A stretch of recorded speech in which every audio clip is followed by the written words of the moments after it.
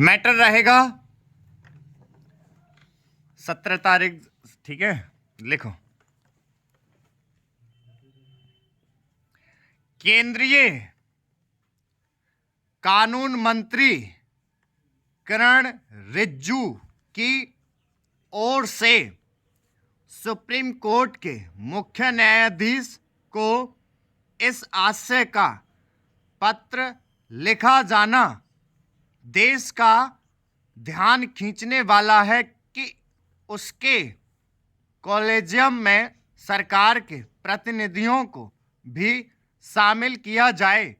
उनका सुझाव है कि जैसे सुप्रीम कोर्ट कॉलेजियम में केंद्र सरकार के प्रतिनिधियों को शामिल किया जाना चाहिए, वैसे ही हाई कोर्ट कॉलेजियम में राज्य सरकार के प्रतिनिधियों को पता नहीं उनके पत्र पर सुप्रीम कोर्ट के मुख्य न्यायाधीश की क्या प्रतिक्रिया होगी, लेकिन यह समझना चाहिए कि उच्चतर न्यायपालिका में न्यायाधीशों की नियुक्ति की वर्तमान व्यवस्था ना तो संविधान सम्मत है और ना ही लोकतांत्रिक मूल्यों के अनुकूल। न्यायाधीशों की नियुक्ति की व्यवस्था में इसलिए संशोधन परिवर्तन किया जाना चाहिए क्योंकि राष्ट्रीय न्यायिक नियुक्ति आयोग को खारिज करते समय स्वयं सुप्रीम कोर्ट ने इस व्यवस्था में सुधार की आवश्यकता रेखांकित की थी। देश नहीं जानता कि इस दिशा में कोई प्रगति क्यों नहीं हुई।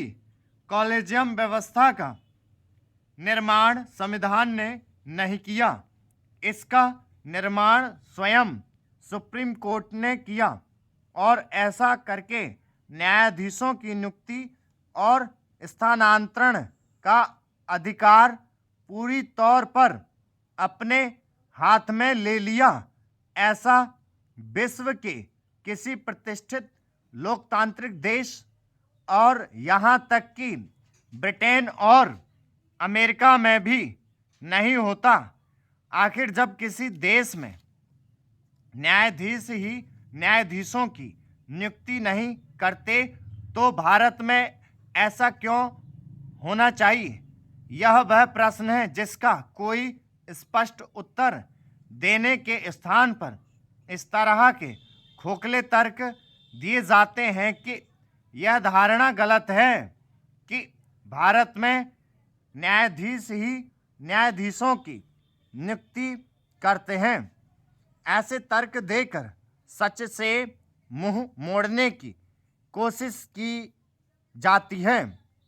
समस्या केवल यह नहीं है कि कॉलेजियम व्यवस्था संविधान की भावना के प्रतिकूल है, समस्या यह भी है कि यह अपारदर्शी है, इसमें जवाबदेही का भी अभाव है। कॉलेजियम में शामिल न्यायाधीशों के अलावा अन्य किसी को नहीं पता चलता कि किसी न्यायाधीश की नियुक्ति या प्रोन्नति क्यों की गई। इससे भी विचित्र यह है कि कॉलेजियम के निर्णयों की प्रक्रिया का विवरण देने से भी मना कर दिया जाता है। वास्तव में इसी कारण कॉलेजियम व्यवस्था का विरोध होता आ रहा है, यह आगे भी होता रहेगा क्योंकि यह व्यवस्था लोकतांत्रिक मर्यादाओं का उल्लंघन करती है। इसका कोई औचित्य नहीं कि न्यायाधीशों की नियुक्तियों में कार्यपालिका की कहीं कोई भूमिका ही ना हो। यह समझ आता है कि सुप्रीम कोर्ट यह अपेक्षा रखे कि न्यायाधीशों की नियुक्तियों में कार्यपालिका ही पूरी तौर पर प्रभावी ना हो। स्टॉप। लिखी गई सबसे।